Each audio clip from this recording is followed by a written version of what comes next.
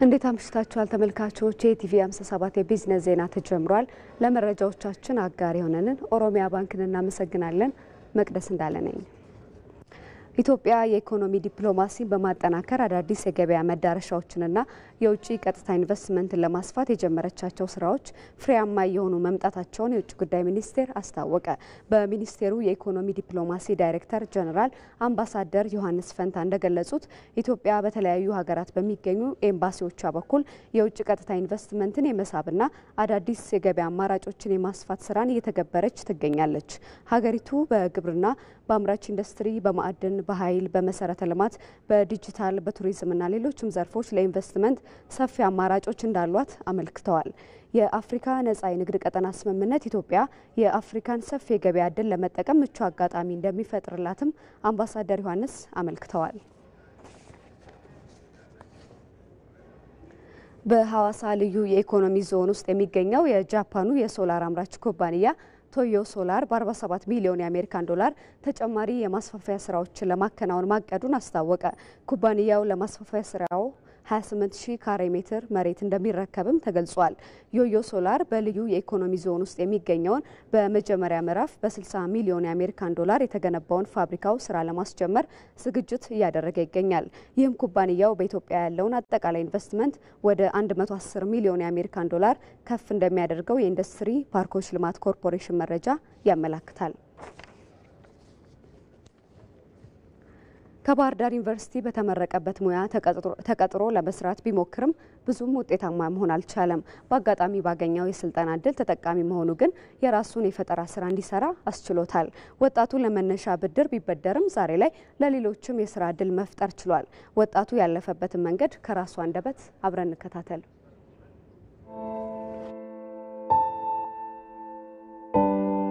ያለሙ ከበደ አባላለሁ የባህር ዳር ዩኒቨርሲቲ በቴክስታይል ኢንጂነሪንግ ተመረኩ። መጀመሪያ እንደወጣ ነው እኛ ያሰብነው ፋብሪካዎች ላይ ነበር።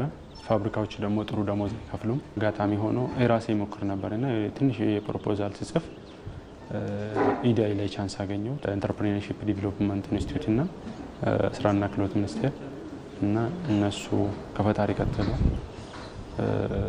እነሱን አመሰግናለሁና በዛው ገባው። አሁን እንግዲህ እኔም ለሌሎችም ያተረፍነን ነው። ስልጠና እነሱ ጋር ከገባ ነው በአንደኛ ወር ጀመርኩ። ከወሰንን በኋላ ውስጤም ስለነበረ መጀመሪያ ይሄን ስራ እየታገኛሉ ብዙ ነገሮች ነበሩ። ስንፍናው ቻሌንጅ አሉ፣ ገበያ አይገኝም።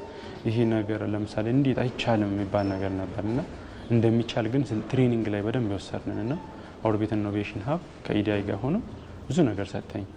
ከዛ ከነሱ ስንወስድ ከነሱ ስገባ አሳይመንቶቼ ሳጋ ከስተመሮችን እነኚህ ፕሮዳክቶችን የሚወስዱ ሰዎች ሂጄ አወራቸዋለሁ። ይሄን ፕሮዳክት ትቀበላላችሁ? ዋጋው ስንት ነው? እንዴት ነው የሚደረገው? ምናምን እያልኩ እቀበላለሁና ይሄን ነገር ደግሞ ብዙ ጊዜ ያለው ዩቲዩብ ያለው የኛ ሎካልና ያለው ድሮ የሚደረጉ እነሱ ጉድጓዱ የሚቆፍሩትን ነገር እኛ ደግሞ በቀላሉ የተጣሉ እንጨቶች አሁን አጫጭሮ የሚታዩት ነገር እነኚህ የተጣሉት ነገር ይሄን እንደዚህ ልናደርግ እንችላለን። ከዛ በኋላ ደግሞ ይሄን ደግሞ ረጅሙ ገዝተን 4 ቦታ እንቆርጣለን በትንሹ በሚኒመሙ እነሱ ጋር ስልጠና ሲወስድ እኔ ደግሞ እዚህ ጋር አፕላይ አደርጋለሁ። አሳይመንቱ ሲሰራ ፕራክቲካልን አንድ ላይ የሞከርነን ፈጣሪ ረድቶን እዚህ ጋር ደረስን። አካል ጉዳተኞች ወንድሞቻችን እግር የሌለው ወንድሞቻችን እንዴት ከኛ ጋር ደግሞ ሊሰራ ይችላሉ ብዬ ነው የተነሳሁት። ፈጣሪ ይመስገን አሁን በትንሹ እንትን ላይ ደርሰናል። ፋይናላይዚንግ ላይ ነን። ሞተር ገጠመን ለነሱ ደግሞ እነሱ ኢንተርፕራይዝ ፈጥረው ከኛ ጋር ኢንክሉሲቭ ሆነው መስራት እንዲችሉ ሙከራ ላይ ነን። እቺ ንግሯን አስወግደን በእጅ ብቻ አንስቶ እንትን አድርገው እንዲሰሩ አሁን ከኔ ጋር ያሉ 8 ሰዎች ናቸው። ወደፊት ደግሞ ብዙ አቅጃለሁ። ኢቭን ማስታወቂያ ራሱ እንትን አድርጌ ነበር አውጥቼ አንችልም ስላለው አስተምረን መውሰድ የገበያ ትስስር የሸገር ከተማ አስተዳደር እና የስራ እድል ፈጠራ ቢሮ አመራሮች ብዙ አግዞኛል።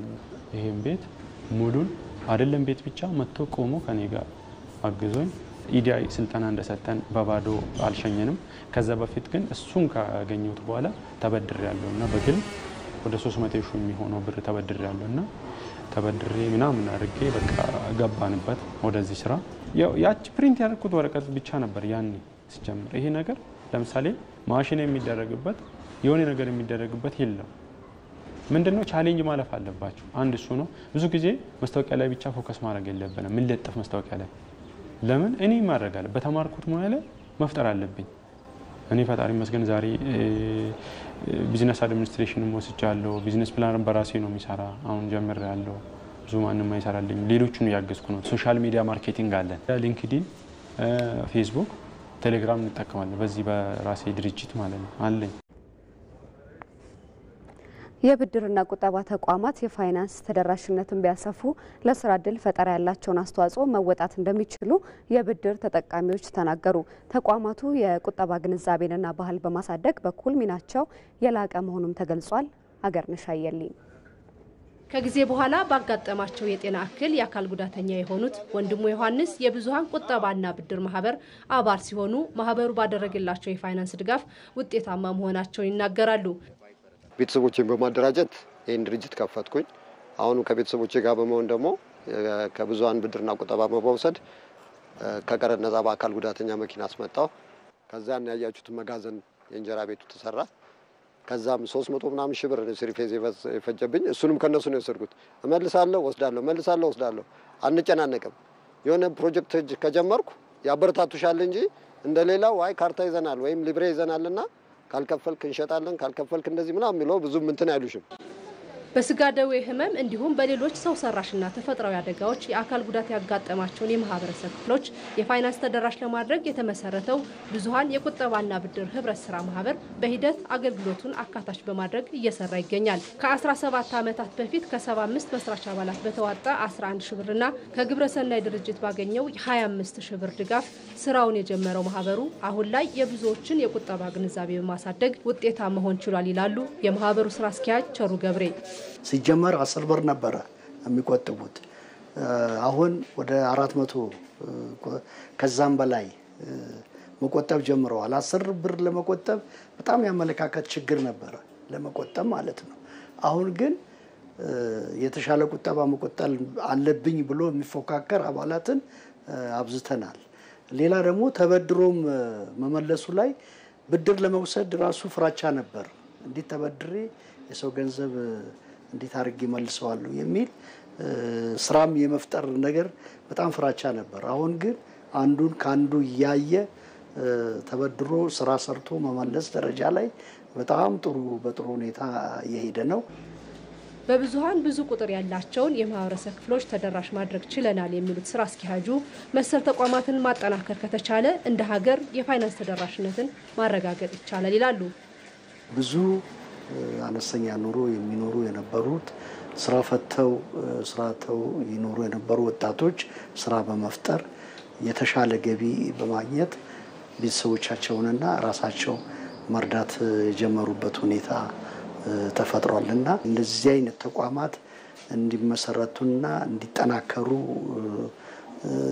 መፍጠር ቢቻል የተሻለ ያለ ሀገራችንን ጠቀሜታ ይኖረዋል ብለን ነው ምናምነው ተደራጅተን እንድንንቀሳቀስ እንድንሰራ መፈቀዱ አንዱ ትልቅ ድጋፍ ነው ሌላው የኦዲት አገልግሎት እንደዚሁ አመታዊ ኦዲቱን በመንግስት ነው ድጋፍ ኦዲት የሚደረግለት የተበዳሪዎችን አቅም ያገናዘበ የብድር አቅርቦትና የአከፋፈል ስርዓት ከተዘረጋ ብዙዎችን ውጤታማ ማድረግ ይቻላል ይላሉ የብዙሃን ደንበኛ ወንድሙ ዮሐንስ ሰዎች እንደ አቅም ብድር ቢሰጣቸው ያከፋፈላቸውን ሁኔታ በማመቻቸት የብድራቸውን ሁኔታ እንደ አቅማቸው በማድረግ በማንኛውም ኢትዮጵያ ውስጥ ያሉ አበዳሪ ድርጅቶች ትንንሹን ህዝብ በዚህ መልኩ ቢረዱ አይከሱ በአጠቃላይ የኔ ሰራተኞች ብቻ በትንሹ ወደ 25 ሰራተኛ አለ ሌላው መሰል ድርጅቶች እንደዚህ ቢያደርጉ ኢትዮጵያ ውስጥ ደሃ አይኖርም ስራ ፍላጎት ላለው ሰው ስራ ቢያመቻቹ የሚሰራውም ሰው ደግሞ ሰርቶ እየከፈለ የተሻለ ብድር እየወሰደ ደግሞ የተሻለ ነገር ቢሰራ ሁሉም ይጠቀማል ብዬ እላለሁ ከመንግስት ፈቃድን አግኝተው መመስረታቸውና በየአመቱ የሚደረግላቸው የኦዲት ስራ ዋነኛ ድጋፍ መሆኑን ያነሱት ስራ አስኪያጁ የመስሪያ ቦታ ችግራቸው እንዲቀረፍላቸው ጥሪያቸውን አቅርበዋል ወደ ውጭ ምንዛሬና ዓለም አቀፍ ገበያ መረጃ ስናልፍ ደግሞ ዛሬ በኢትዮጵያ ንግድ ባንክ አንድ የአሜሪካን ዶላር በ124 ብር የተገዛ በ126 ከ48 ሳንቲም እየተሸጠ ነው።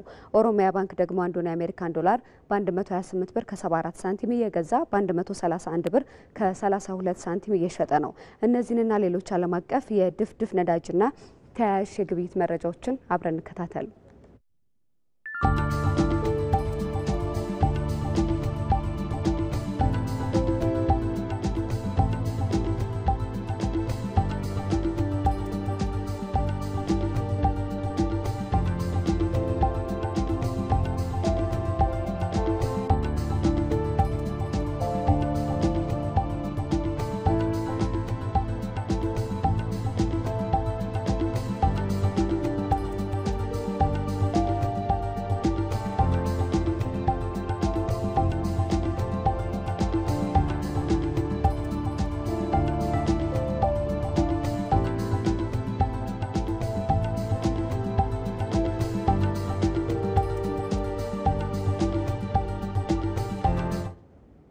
ተመልካቾች የኢቲቪ 57 የቢዝነስ ዜናችን አብቅቷል። መቅደስ እንዳለ መረጃዎቹን ነገርኳችሁ።